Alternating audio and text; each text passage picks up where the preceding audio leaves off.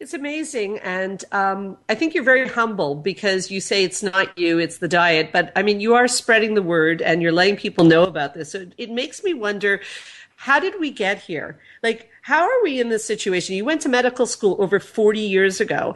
How come this is so, like, I come home and tell people about this and it's still very foreign. People are listening saying, what? Are you kidding me? How could it be the food? No, no, no. It has to be medicine. How did we get here, Dr. Klaper? Well, we have to take a look back through not too distant economic, agricultural / political history. What we call a healthy, balanced diet of abundance really is an aberration. Throughout the history of our nation in the 1700s, 1800s, even through the early 20th century, most people lived on farms.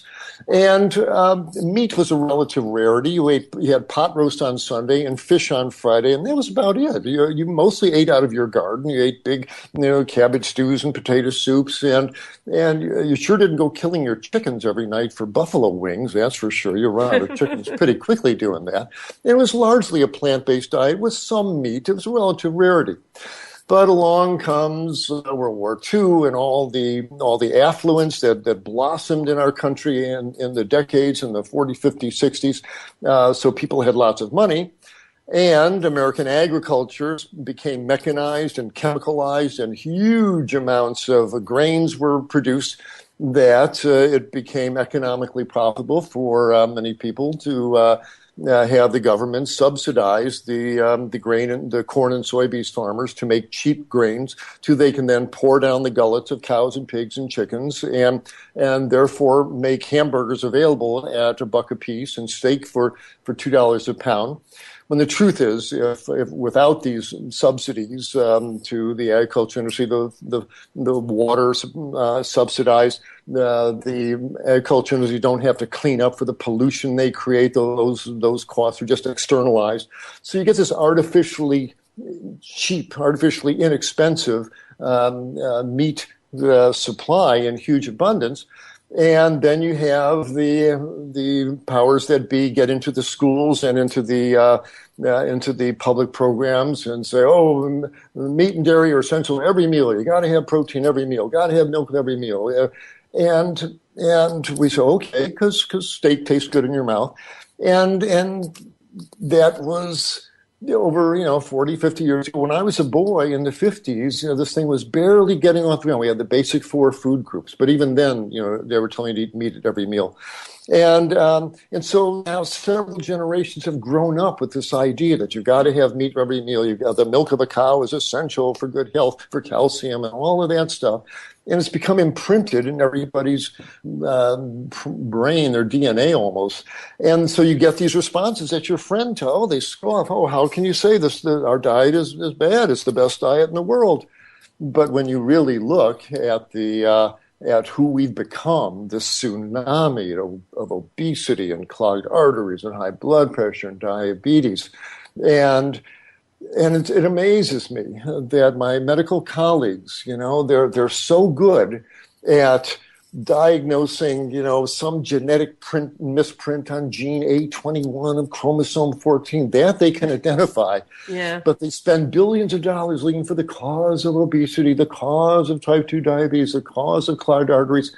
It makes me want to get the biggest soapbox I can find, go down to Washington and stand on it and yell as loud as I can.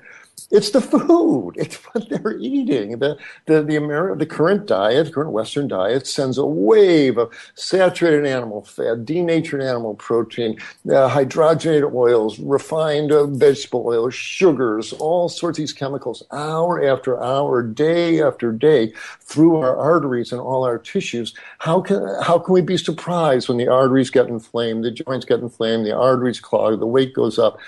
It's the food. Humans have never eaten like this before. Humans have lived on plant foods with or without a little bit of animal flesh since the beginning of time. We've never had a diet based on animal flesh like we do now. And the consequences are devastating, as you can see in people's individual lives, as well as the national level of health and the economy, which is straining, trying to deal with all these food-induced diseases. So one maneuver that would solve it all, adopt a plant-based diet. People get lean, their blood pressures come down, they get off their medicine. You can start closing the hospitals a bit. You always need hospitals for accidents and things, but for this huge burden of chronic degenerative diseases induced by our diet, that would be reduced tremendously. We would have money to fix the roads and send kids to college and do something else besides pouring it down this rat hole of disease. Trillions of dollars are spent on surgeries and intensive care units and medicines for what? So the person can go out and eat more cheeseburgers and more pizzas and make themselves more obese and sick. We've got to break that cycle. And the issue really is an educational one.